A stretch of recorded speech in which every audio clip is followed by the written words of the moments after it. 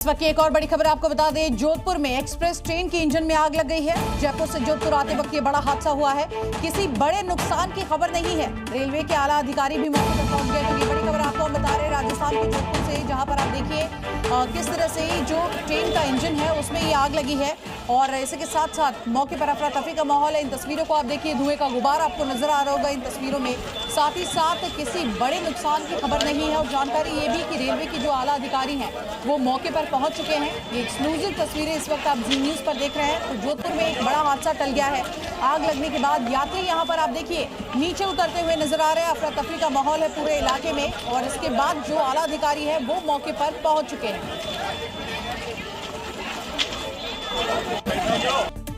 मध्य प्रदेश में भी योगी सरकार की तर्ज पर बुलडोजर एक्शन देखने को मिल रहा है। बलरामपुर और भिलाई में अवैध अतिक्रमण पर जमकर बुलडोजर गरजा और जमीन को कब्जा मुक्त कराया गया। एक रिपोर्ट देखिए। एमपी में भी अवैध अतिक्रमण पर ताबड़तोड़ बुलडोजर कार्रवाई देखने को मिल रही है। बलरामपुर नगर पालिका क्षेत्र में प्रशासन ने बीजेपी कार्यालय के पीछे अतिक्रमण पर बुलडोजर चलाया। इस दौरान भारी पुलिस बल भी मौजूद रहा और अधिकारियों की मौजूदगी में 22 घरों पर बुलडोजर कार्रवाई के जरिए सरकारी जमीन को अवैध कब्जे से मुक्त कराया गया। इस दौरान इलाके में लोगों की भारी भीड़ भी दिखाई दी। भिलाई से भी कुछ ऐसी ही तस्वीरें सामने आई हैं, जहां नगर निगम ने एक बार फिर सरकारी जमीन को बुलडोजर कार्रवाई करके कब्जा मुक्त कराया।